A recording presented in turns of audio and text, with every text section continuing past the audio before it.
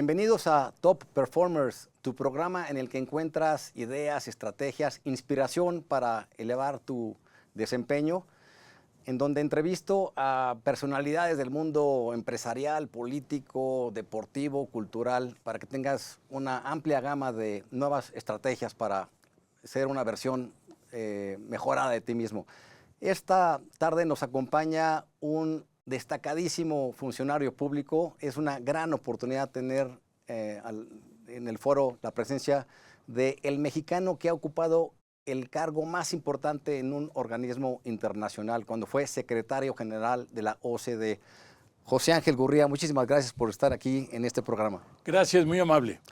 Ángel, sabemos que te encanta hablar sobre temas de política internacional, comercio, sustentabilidad y demás, pero en este programa me gustaría que nos enfocáramos a narrar algunos momentos importantes de tu vida para que podamos entonces aprender de ti, si te parece. Muy bien. Muy bien, y bueno, sé que estudiaste economía en la UNAM, también hiciste una maestría de economía en la Universidad de Leeds en Inglaterra, estudios en Harvard, en la Universidad del Sur de California, y te pregunto si fue ahí cuando eras estudiante donde encontraste tu vocación para ser servidor público o fue en otro espacio. La verdad es que fue mi mamá Okay. la que me inspiró y la que me inculcó el tema de lo público.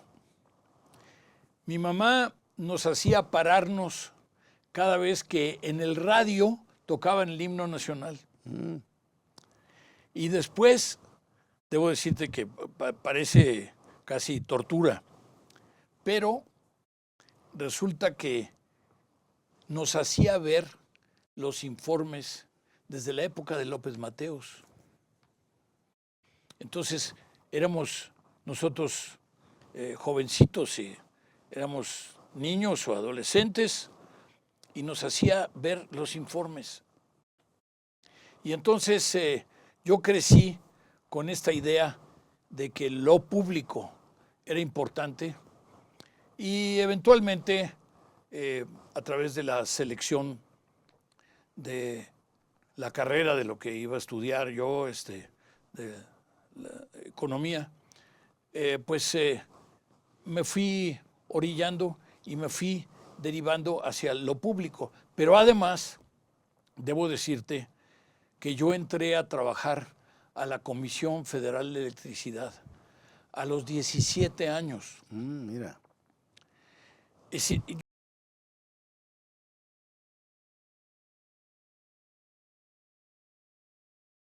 Y prácticamente, pues se suspendió, por supuesto, por el movimiento del 68, se suspendieron los estudios, pero después, en el 72, cuando terminé la carrera, yo me quería recibir muy rápido para irme becado a Leeds. Y resulta que Falcón y Castro Bustos tomaron la rectoría. Y entonces, pues no podía, simplemente no se podía. Y bueno, finalmente lo que tuve que hacer es ponerle un montón de sellos a mis calificaciones, que eran buenas, y decirle al embajador o a los funcionarios de la embajada, pues que simplemente en ese momento no se podía. En ese momento. Y entonces me fui y primero me recibí de la maestría que de la licenciatura. Ah, mira, qué bien, Ángel. Y ahora, tuviste una destacada participación en el gobierno mexicano, fuiste un extraordinario funcionario público, director de Bancomex, director de Nafinsa y luego secretario de Estado en 2 ocasiones como secretario de Relaciones Exteriores y después como secretario de Economía. ¿Tuviste algún mentor en este proceso? Mira, mi principal mentor fue Manuel Calderón de la Barca, que era el director financiero de la Comisión Federal de Electricidad en el momento en que yo entré con 17 años, insisto.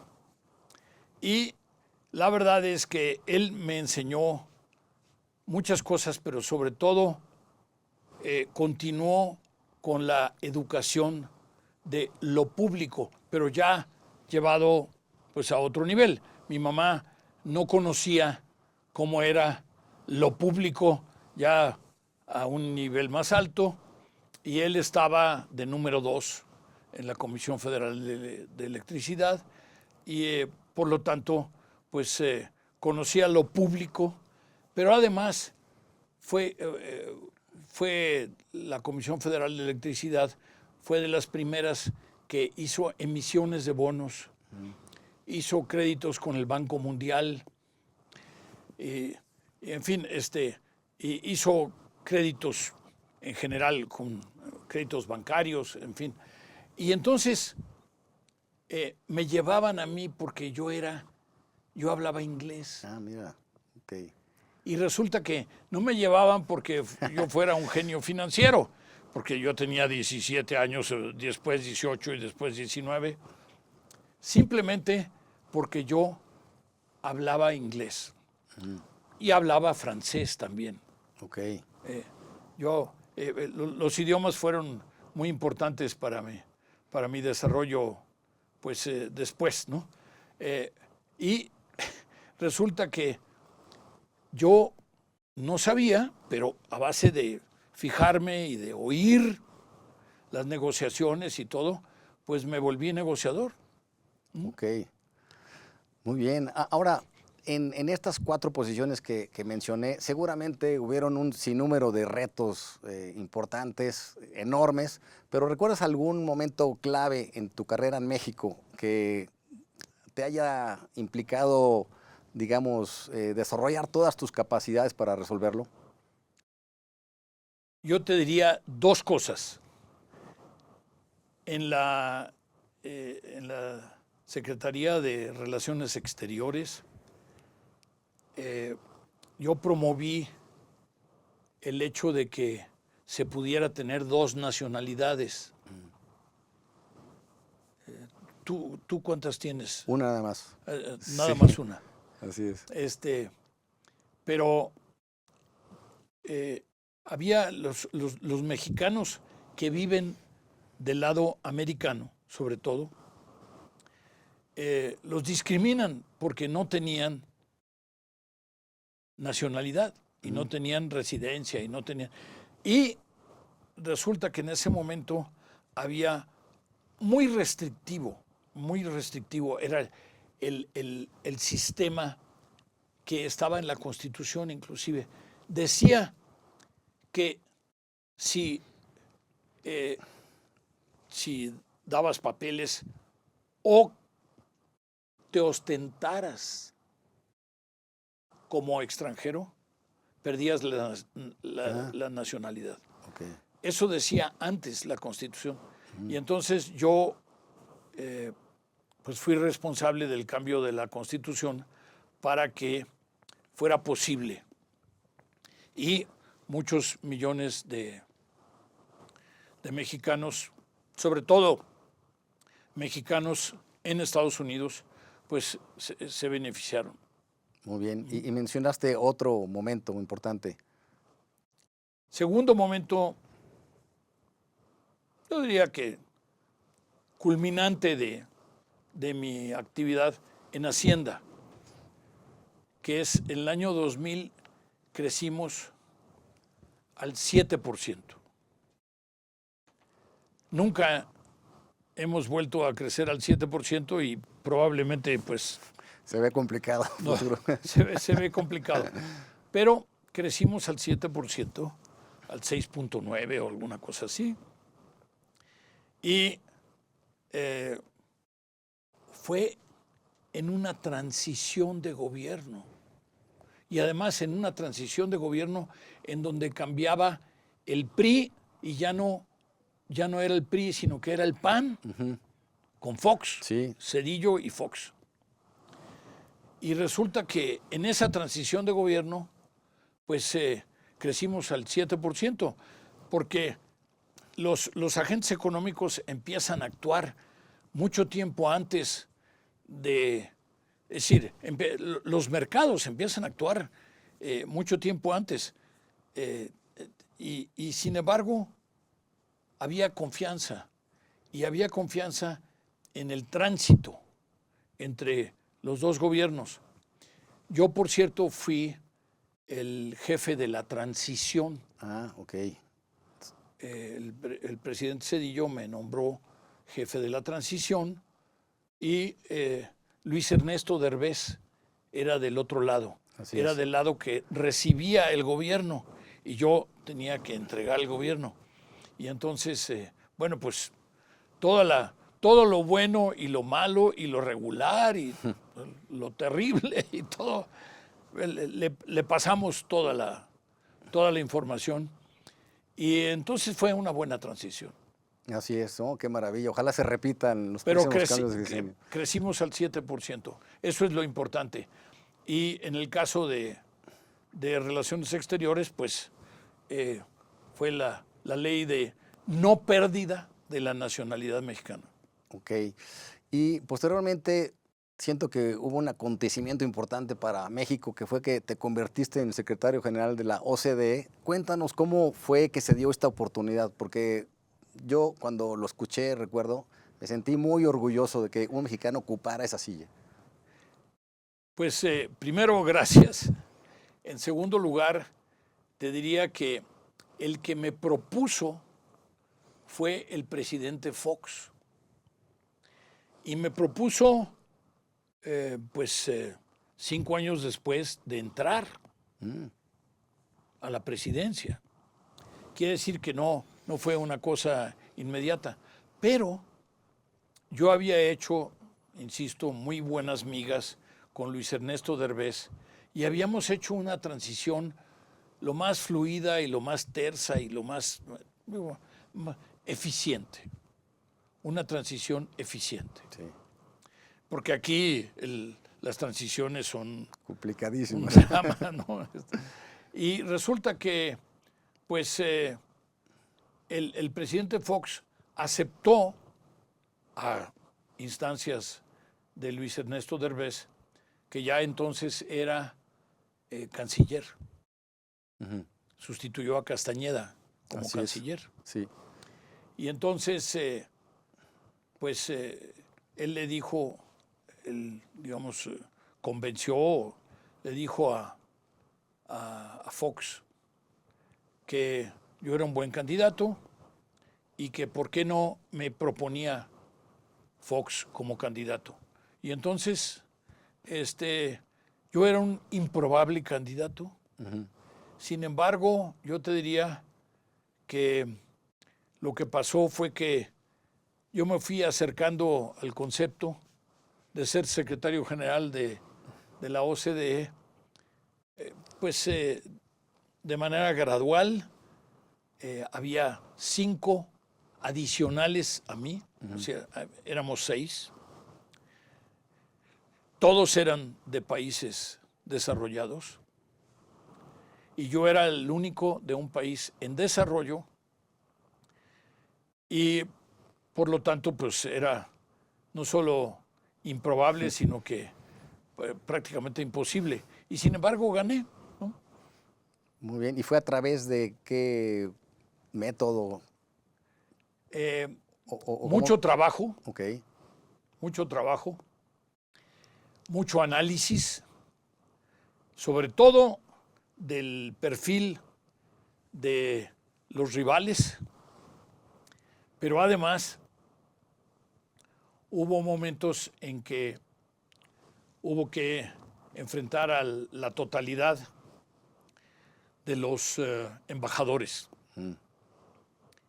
Y pues había unos que ya tenían asignados su papel y ya tenían alguna pregunta que hacer, en fin. Pero luego lo dejaban suelto a que los demás platicaran. Y la verdad es que fue muy interesante y además ahí fue en donde yo gané.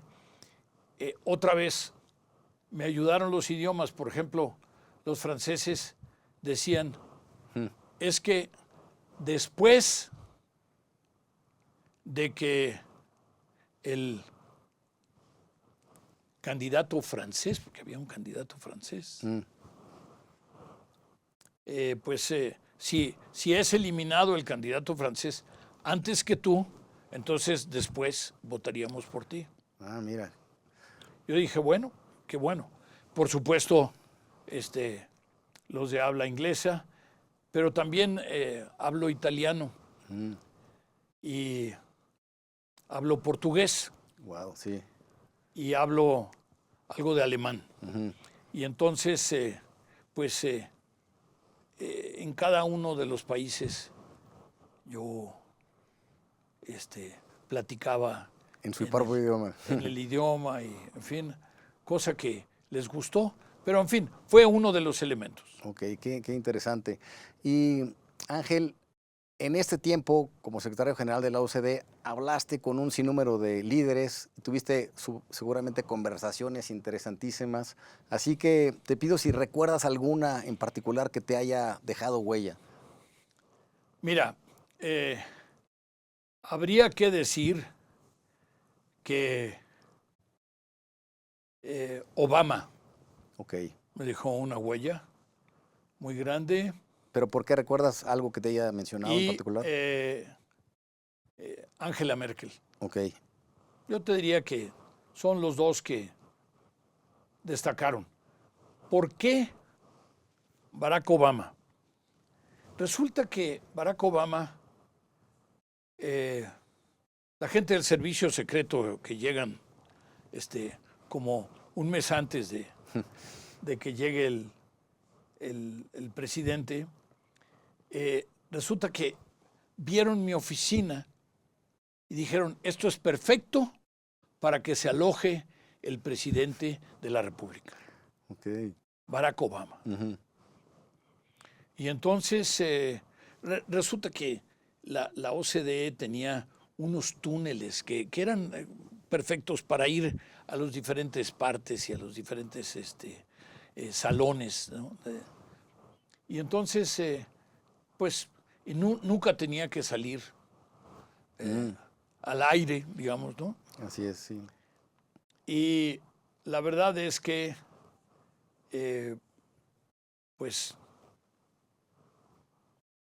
sucedió que tomó por asalto mi baño, por supuesto. Tomó mi oficina, ya después pusieron un montón de teléfonos rojos ahí en mi oficina, ¿verdad?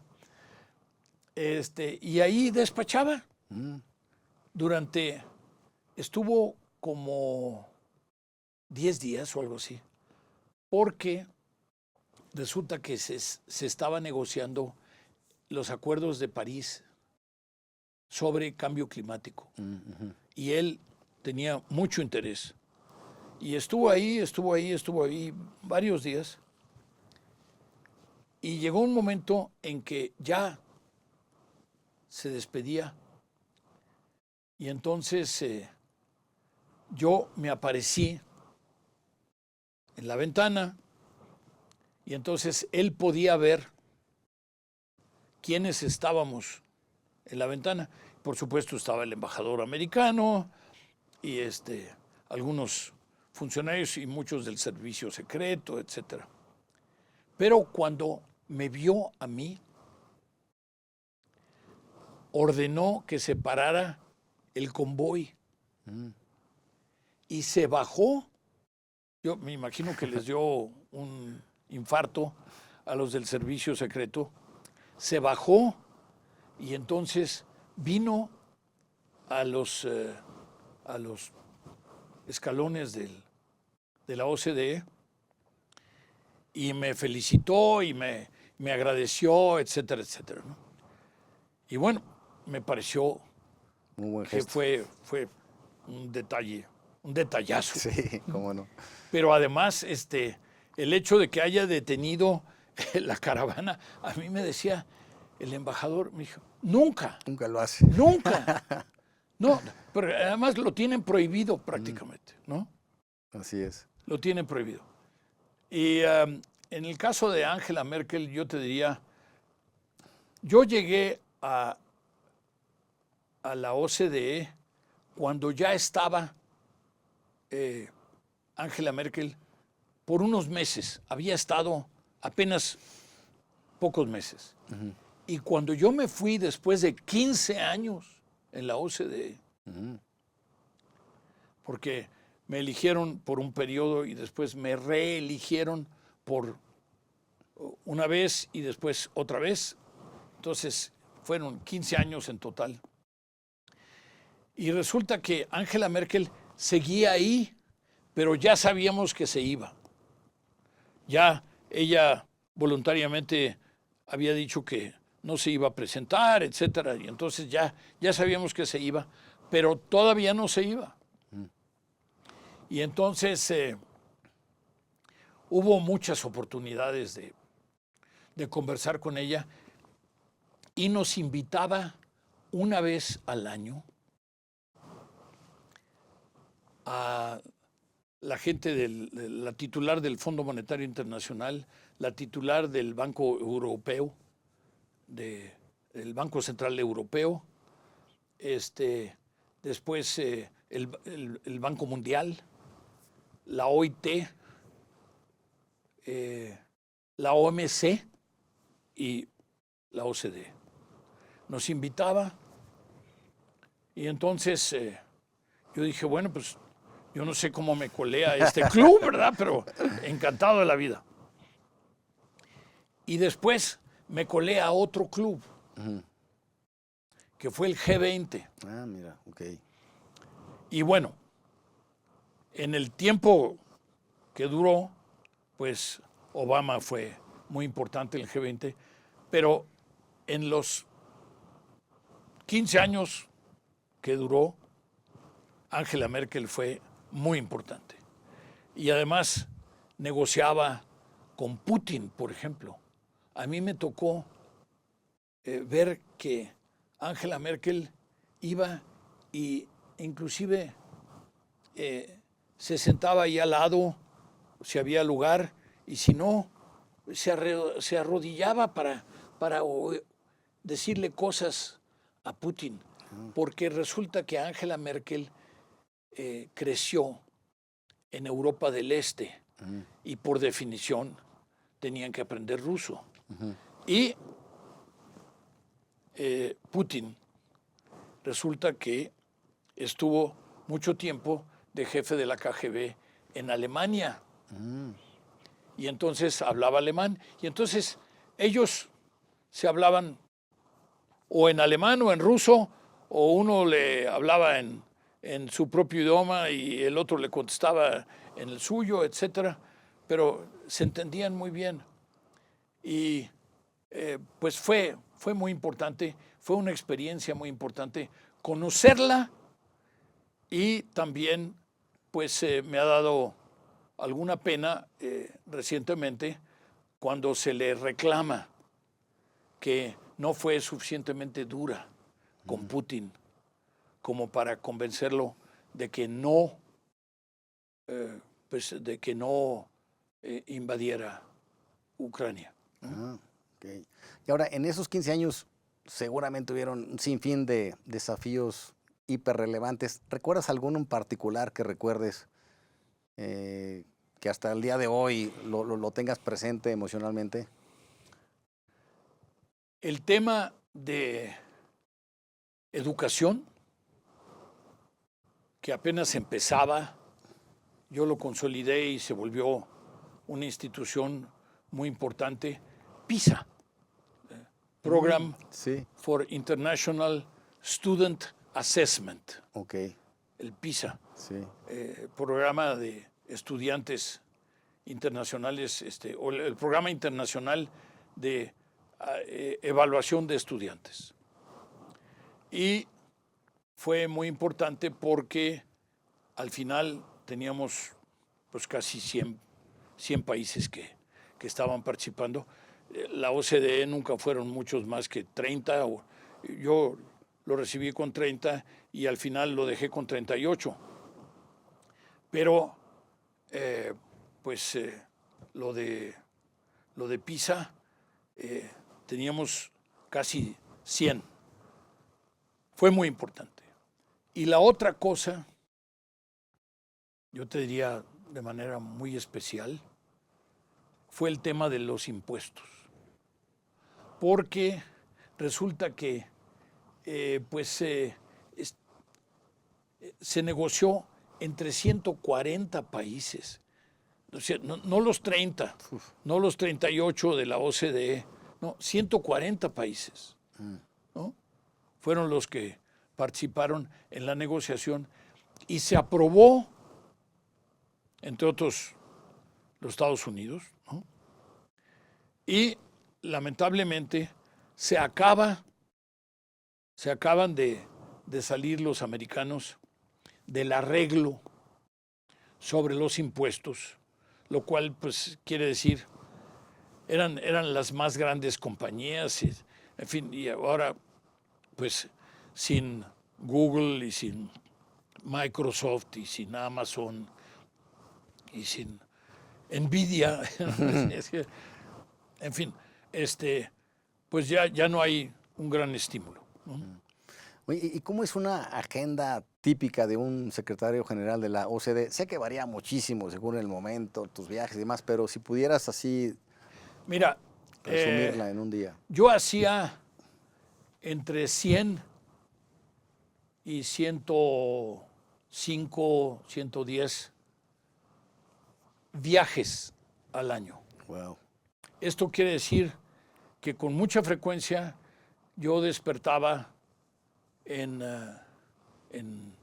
otro país, no en París, sino porque la sede estaba en París, pero yo despertaba en otro país y yo tenía que ver al ministro, tenía que ver al primer ministro, tenía que ver al presidente, o tenía que ver al presidente y al primer ministro y a los ministros, en fin. Y entonces casi se volvió una especie de evento recurrente en mi existencia de lo cotidiano. Pero además, estando en París, pues empezaba con, seguramente muy temprano, una reunión con algún grupo de un comando que yo tenía y que cada uno recogía de varias direcciones, y entonces me decían qué es lo que estaba pasando y sobre todo discutíamos lo que estaba pasando en el mundo. Y eso fue invaluable. Okay. ¿Y cómo balanceabas tu vida personal? Porque eso evidentemente exigía un tiempo brutal. ¿Algún tip, alguna recomendación que nos des en ese sentido? Es que tienen que escoger su esposa muy bien. Muy sencillita respuesta. Porque mi esposa fue la que durante el tiempo en que yo era secretario de Relaciones Exteriores, durante el tiempo que fui secretario de Hacienda, durante el tiempo en que fui secretario general de la OCDE, pero además durante el tiempo en que no era, ¿no? También ella fue un motivo de apoyo magnífico, maravilloso, y yo te diría que pues prácticamente ¿Cuántos años llevas de a casado? ella le debo también el hecho de que yo haya decidido, porque, por ejemplo, nos íbamos a ir a París, ¿no? La OCDE estaba en París. Entonces yo le dije, ¿sabes qué? Pero si no te vas conmigo, yo simplemente no compito. Y me dijo, yo me voy contigo. Estoy contigo. Qué maravilla. ¿No? ¿Cuántos años de casado llevas? 52. Wow, súper, felicidades. Y has convivido con un sinnúmero de líderes mundiales. ¿Puedes identificar algunos rasgos comunes que los caracterizan? Primero, trabajan mucho. Segundo, tienen que atender muchos temas muy diferentes. Y además cambiar de tema a tema a tema. Era notable eso, la capacidad que tenían. Y la otra, la mayor parte de ellos eran muy inteligentes y por lo tanto tenían un sexto sentido para leer el carácter de las personas con las que estaban platicando, pero además para leer el carácter de las personas con las cuales tenían negociaciones y discutían, por ejemplo, iniciativas de ley, etcétera, ¿no? Muy bien. Y ahora, en caso tuyo, ¿qué hábitos desarrollaste en tu juventud que los has seguido arrastrando positivamente en tu vida y hoy te llevan a ocupar el lugar en donde estás, Ángel? Mira, yo te diría, primero les aprendí a los líderes, pero ya sabía yo que había que trabajar mucho. Trabajar mucho y trabajar mucho. Segundo, aprender idiomas. Buenísimo. Eso te ayuda mucho. Sobre todo aprender inglés, yo te diría que, bueno, sine qua non, ¿no? Pero otros idiomas te ayudan a vincularte directamente con la gente. Y tercero, pues a tener esta perspicacia y este olfato, digamos, que te da solo la experiencia. Yo empecé a los 17 años, empecé a trabajar a los 17 años y, insisto, yo tuve a Manuel Calderón de la Barca, que era mi mentor favorito, tú lo mencionaste, y él me enseñaba y además yo le preguntaba después, bueno, ¿y por qué no dijo usted tal cosa? ¿O por qué no dijo usted tal cosa? Y entonces él me decía las razones. Y entonces yo fui aprendiendo y aprendiendo y aprendiendo. Y ya a los 28 años me hicieron director de deuda externa de México. Es más, me acuerdo que Jesús Silva Herzog me dijo, oiga Ángel, lo nombraron a usted director de deuda externa de México. En una época en que estábamos bastante de moda y estaba lo de la deuda, no había crisis de deuda. Y entonces dice, ¿qué edad tiene usted? Dije, 28, señor. Dijo, mire, hágame un favor. Hasta que no cumpla 30, no haga nada. Así. Y bueno, nos reímos los dos después, pero te daba un poco la idea de la intención que ellos tenían y además de, pues, qué se usaba en esa época, ¿no?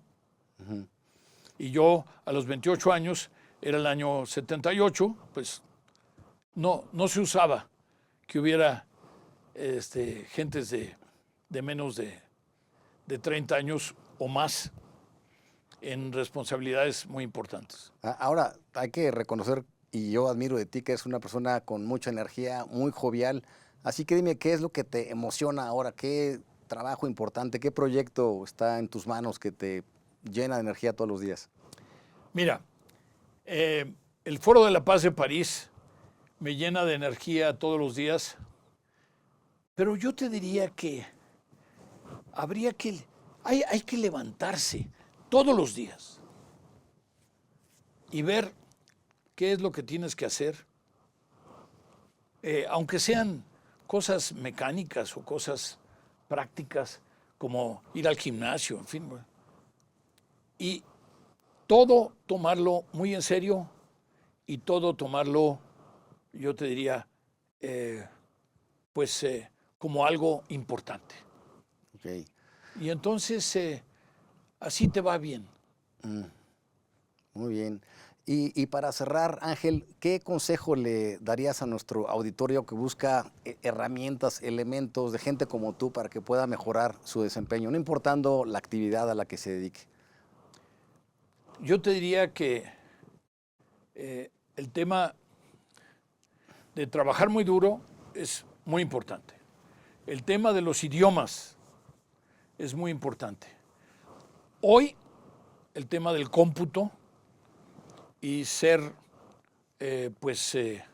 letrado en materia de, no solo de cómputo, sino ya le agregamos otro requisito de inteligencia artificial. Ujú. Para saber, cuando menos, dónde buscas y cómo preguntas.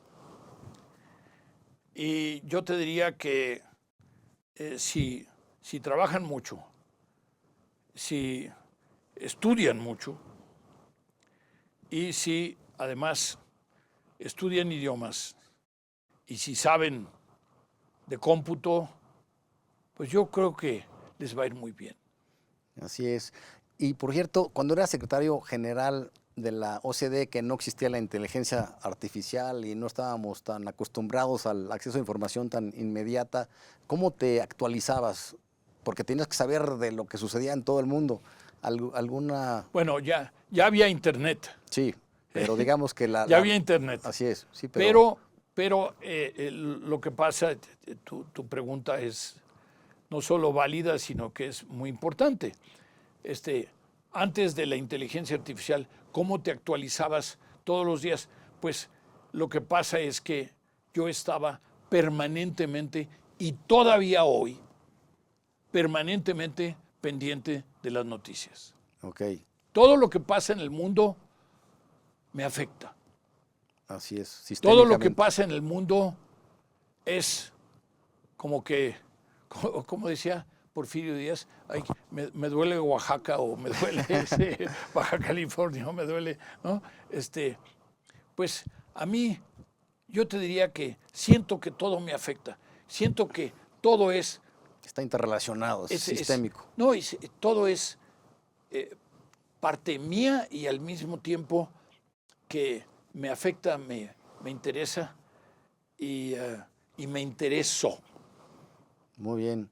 Ángel, ha sido un placer platicar contigo. Te obsequio este libro, Conquista tu propia montaña. Es sobre cómo mi hijo y yo subimos el Everest. Hicimos todo un ejercicio de planeación durante 4 años para que eso se diera y tiene elementos de alto desempeño justamente.